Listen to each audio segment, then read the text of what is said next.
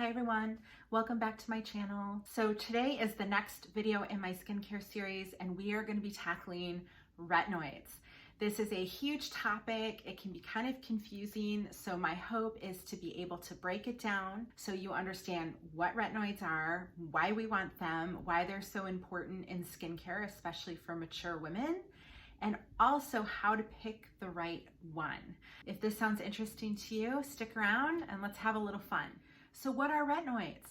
Well, retinoids are derivatives of vitamin A. They are the single most researched skincare ingredient on the market, which is why they're so important. They were first looked at in the treatment of acne in the 60s and 70s, but they weren't introduced into skincare into the 1980s, where it was found that when they were doing studies on people with acne, they found that they had a profound change in the signs of photoaging. So that's when they started to really look at them as an anti-aging ingredient. And like I said, they were introduced in the 1980s and we have never looked back since then. There are a few different forms of retinoids. You can get your prescription forms of retinoids and you can get your over-the-counter forms of retinoids. So I'm going to be breaking those down as well, along with some alternatives to retinoids that have kind of retinoid-like behavior. So basically, how do they work? Well, we have retinoid receptors in our skin. And the active form of retinoids, which is called retinoic acid, will attach, it will bind to those retinoid receptors. And basically what happens is it can stimulate collagen production, which is very, very important. If you've watched my other videos, you know that we need collagen. And the problem is as we age, we start to lose our ability to make collagen. And we cannot put collagen on our face because the molecule's too big. So we need ingredients that are going to stimulate our own collagen production. And that's what retinoic acid does. Also, it can actually protect our own collagen from degradation from UV light damage. So not only does it help stimulate production of collagen, but it also helps protect the collagen that we already have. Other things that retinoic acid can do for you, it works by cell communication to basically coax younger cells to the surface. So it helps increase cell turnover rate. It's important to note that retinoic acid is not an exfoliator. So it's doing this a little bit differently. It's doing this through cell communication. It's not doing it in the same way that we think of like glycolic acid or lactic acid. But it does help increase that skin turnover rate, which is great. It can also thicken the deeper layers of skin by increasing that collagen production. And finally, it can also help increase new blood vessel formation. So retinoic acid does amazing things. And by doing that, we get diminished fine lines and wrinkles, we get a more even skin tone, all of these things, all these wonderful, wonderful things that we all want. So all of this sounds wonderful, right? So how do we get it? Well, like I said, we can break retinoids into prescription and over-the-counter. And a lot of this has to do with whether we're dealing with retinoic acid, the active form, or whether we are using other retinoids that have to convert on the skin through chemical mechanisms to become retinoic acid. So there are 3 prescription retinoids that I'm going to talk about. The first prescription retinoid that I want to talk about is tretinoin. Tretinoin is pure retinoic acid, which is the active form. It is probably the most recognizable of the prescription forms of retinoids, and it's probably the most commonly prescribed for aging. It comes in an opaque tube that is protected from light and air. It's important to understand that retinoids are deactivated when exposed to light and air, which is why we should be using our retinoids at night, not during the day. This was the first concentration I ever received, which is a 0.025. And then my most recent, I jumped up to 0.05%. The cost of these, sometimes your insurance will cover it, sometimes they don't. I think the original cost was about $120. I ended up using a GoodRx coupon. If you don't know about GoodRx, just go to their website, type in the prescription, and they will usually find you a coupon with 20% off, 30% off of what the price you would pay. So I think I ended up paying between $65 and $80. It's important to note that these tubes last, at least for me, they last about a year. You don't need a lot. You need literally about a pea-size amount for your entire face. The other common way people are getting tretinoin is through subscription services. Probably the most famous is Curology. Now, full disclosure, I've never used Curology, but I do have a few friends who have used it. And basically what you do is you fill out a form online, you provide pictures of your skin, and a boarded dermatologist will write you a prescription and send you tretinoin. The nice thing that's kind of interesting about Curology is they usually include 1 or 2 other ingredients in the formula that will help your skin as well. The most common ingredients I have seen in Curology, along with tretinoin, is clindamycin, which is a common antibiotic used for acne, and then also azelaic acid, which is also used for acne and can decrease redness as well. I will provide some information on Curology below so you have that information. The other 2 prescription retinoids that you'll sometimes come across, the first one is called tazarotene. It's important to note that this retinoid is actually a synthetic retinoid. It is not retinoic acid. It selectively binds to certain retinoid receptors, but not all of them. So it's actually more commonly used for acne or psoriasis. It does have the potential to have anti-aging effects, and in fact, it is thought to be more effective than tretinoin, but it also has a higher rate of side effect. So it's not commonly prescribed for aging. The other common prescription retinoid that you'll see is adapalene, which is also referred to as the trade name, which is Differin. This retinoid has gotten a lot of attention over the last few years because recently there is now an over-the-counter version of adapalene. Now, it's important to note that the over-the-counter version is a lower concentration than what you get with a prescription, but also commonly used for acne, again, a selective binder. It's not retinoic acid, it is a retinoid, but it will selectively bind. And the reason why that's important is it doesn't have to go through any chemical conversions on skin. So we've talked about retinoids, we've talked about what they do, we've talked about the prescription retinoids, but of course, what's the problem? What's the catch? Well, the catch is that retinoids can be quite irritating to your skin. And they refer to this as retinization. Basically, what can happen when you use a retinoid is you can get irritation and inflammation, which can cause redness, it can cause pain, it can cause tightness. You can also get dryness and skin peeling, which no one wants. So that becomes the issue when using retinoids. Now, there are 2 schools of thought with retinization. One, some people will say, well, your skin will adapt. And it's true. If you're using a retinoid and you experience retinization, usually it lasts for 2 to 4 weeks until your skin adapts to the product, and those signs will go away. So that is a reasonable way to think about it. I'm not crazy about that school of thought. And the reason I'm not crazy about it is because retinization does not in any way mean the product is working. All it means is the product is irritating your skin. Retinization is not a sign of activity. It's only a sign of inflammation and irritation.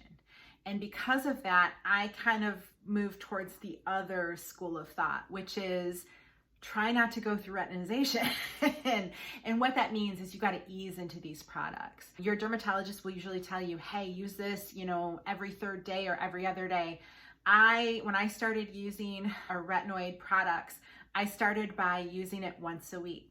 And I did that for 2 weeks. And then I used it twice a week for 2 weeks. And then now I'm at a point where I use it at night every other night. And I alternate it with my alpha hydroxy acids that I use. Now, you can use those products together, but again, they're both irritating. So because of that, I do have sensitive skin. So I go back and forth. The other key is you start at a low concentration and you build.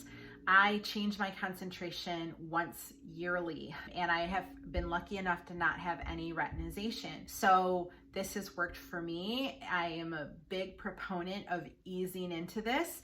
It may mean that it takes a little longer for retinoids to work, but if you're using a prescription retinoid, you're in it for the long haul, because basically these products are very, very effective, but they can take a good 3 to 6 months to work. So anytime you see a study where they're like, in 7 days, your skin is so much better, Maybe it is. Maybe it has to do with the fact that you're using a nice moisturizer and emollient, but it's not necessarily the retinoid that's doing it for you, at least in that short period of time. So that's my 2 cents on retinization. I guess the next question is, what if you can't tolerate it? Or what if you have no desire to get a prescription through Curology or through your dermatologist, and you just don't want to mess with that? Well, there are a lot of over-the-counter retinoids, and we're going to break them down because there's a lot of different options out there. The first one I want to talk about is called Retinaldehyde. And the way I'm breaking these down is about how many conversions that these compounds have to go through to get to be retinoic acid. Because remember, retinoic acid is the active form. It is the only one that can work in skin unless it selectively binds like the other prescriptions. So we need to be able to make these conversions. And the reality is we know that those conversions become less effective the more we do them. So the more conversions have to happen, the less effective the product is. The over-the-counter retinoid that only takes one conversion is Retinaldehyde. Though I read this article, and the way I heard over-the-counter retinoids described actually really resonated with me. They describe them as, when we talk about the British throne. So we talk about retinoic acid or tretinoin as the queen. Well, retinaldehyde requires one conversion, so it would be one step away from the throne. So this would be the Prince Charles of the retinoid world. I have provided some products on the side that use retinaldehyde. I'll be honest, not a lot of products use retinaldehyde, even though it's a very effective retinoid. Oh, one more thing about retinaldehyde. You will also hear it referred to as retinol with an A. So if you see something as a retinol serum with an A versus an O, that is actually retinaldehyde. The next retinoid is the most common. It is the most researched over-the-counter retinoid, and that is retinol. And you'll hear retinol being thrown around to describe a lot of different retinoids, including the prescription retinoids. But retinol is its own molecule. It does require a 2-step conversion, just like we talked about before. So retinol needs to be converted into retinaldehyde, which then is converted into retinoic acid. So this would be, in that scenario I was talking about earlier, this would be the Prince William of retinoids, 2 steps away from the throne. Retinol is in plenty of different skincare products and at many different concentrations. You can still go through retinization with over-the-counter retinoids. So it is important that you ease yourself in, just like anything else, especially if you have sensitive skin. Me personally, I actually started using an over-the-counter retinol product until I flipped to tretinoin, to retinoic acid, because I wanted to make sure that I didn't get horrific flare-ups and redness and peeling. I am gonna list a lot of different products. Like I said, retinol is the most commonly used over-the-counter retinoid, but there are a lot of great products out there. So I will provide good products in good packaging at all different price points. So whatever floats your boat, there will be an option for you. It's important to note, however, that retinol is 10 to 20 times less potent than retinoic acid. So I'm gonna make the claim again. If your skin can tolerate retinoic acid, use it. It has the most research and is by far the best product. However, not all of us can use it, even when we ease in. So using an over-the-counter retinoid is still a very, very good option. The other over-the-counter retinoid that is commonly looked at is the Retinol Esters, using that same scenario I was talking about before. These are the little Prince Georges of the retinoid world. So 3 steps away from the throne. They need to be converted into retinol, then into retinaldehyde, and then into retinoic acid. So the big question is, why use them? And I'll be frank, my answer to that is, I agree, why use them? But if you have very sensitive skin and you're just worried, it is not unreasonable to use a retinol ester. And there's a few that are commonly used. Retinol Palmitate is probably the most common that you'll see. And I've provided a few products that use retinol palmitate as their retinol source. Now, to make this even more confusing, there are retinoid esters, which I just discussed, and then there are also retinoic acid esters.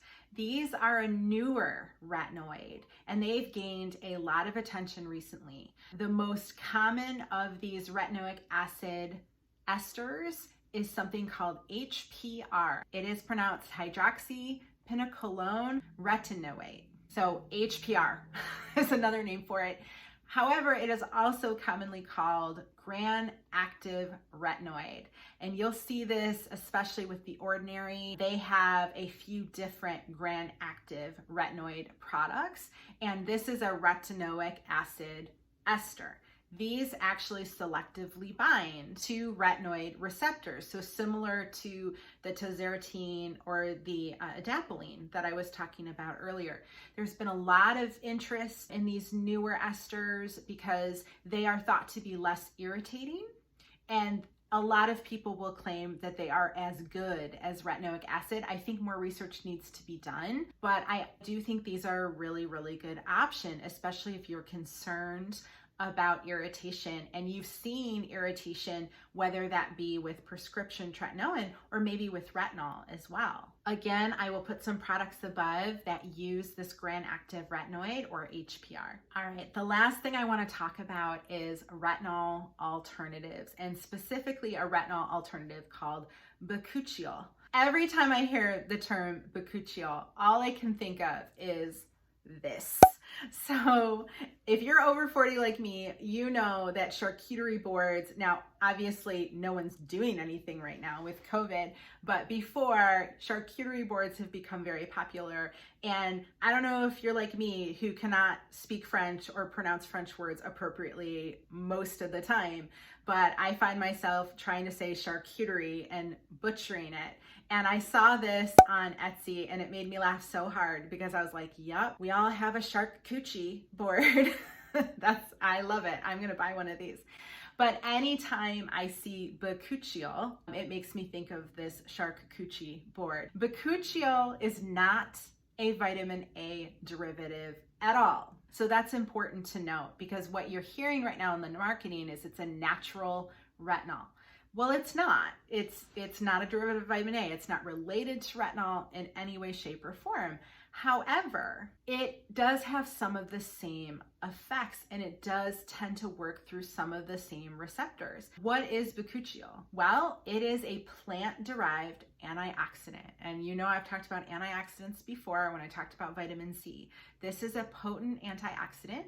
It is derived from the seeds of a specific plant, which I will put above because I can't pronounce it. I can't pronounce Latin very well either. It's been widely used in Chinese and Indian medicine to treat various diseases. But specifically what it does for skin is it can absolutely reduce fine lines and wrinkles. It can soothe redness and it can help restore firmness. So even though it doesn't have any structural resemblance to retinol, it is thought to have a retinoid kind of functionality. What I find fascinating about Bakuchiol is a lot of skincare brands are starting to add Bakuchiol into their retinol serums. And the reason they're doing that is because Bakuchiol has the ability to reduce redness and be a skin soother. It's thought to make you be able to tolerate retinol better. Also, it's thought to stabilize the retinoid as well. And remember I said retinoids are not very stable, especially when they're exposed to air and light. So the idea that Bakuchiol can A, stabilize the retinoid, and B, maybe make it work better, and B, you be able to tolerate it, I'll take it. I am going to list products on the screen that are using a combination of both usually retinol along with Bakuchiol. And then I'm also going to list some products that use Bakuchiol on its own. Because of course the question is, well, why would you use Bakuchiol? Well, you'd use it because you have really, really sensitive skin, you've tried retinoids, you've tried prescription tretinoin, you've tried over-the-counter retinol, or even retinol palmitate, or maybe even the retinoic acid esters, and have had no luck with them. The other reason to consider Bakuchiol, I have to be a little careful about this. If you're pregnant or breastfeeding, most OBGYNs will tell you not to use a retinoid. So it's Bakuchiol's thought to be a possible alternative. I want to be very careful here, however, because no one's done that research. So I am not in any way saying, oh, if you're pregnant or breastfeeding, you should be using Bakuchiol. That is something you have a conversation with your OBGYN or your primary care doctor to make those decisions. And then finally, the big reason why we're seeing a lot of Bakuchiol is it's vegan. A lot of retinoids, not all, but a lot of retinoids can be broken down from animal sources. And obviously, if you're vegan and have a vegan lifestyle, that may be something you're uncomfortable with. There are retinoids that are broken down via beta carotene from plants and vegetables, but it can be difficult to figure out how the retinoid is being sourced. So if you're uncomfortable with that, then Bakuchiol is considered a very good alternative because it is vegan, it is derived from a plant, no questions asked. So that's it, guys. I hope this wasn't too confusing. I hope I was able to kind of break this down to make it easier. I would love to hear your comments below. Have you tried prescription retinoids? Have you tried over-the-counter? Have you had luck with them? Have you experienced these side effects that sometimes arise? Have you used Bakuchiol? What do you think about it? All of these things. I'd love to hear your comments below, and I hope to see you soon again in the next video. Bye, guys.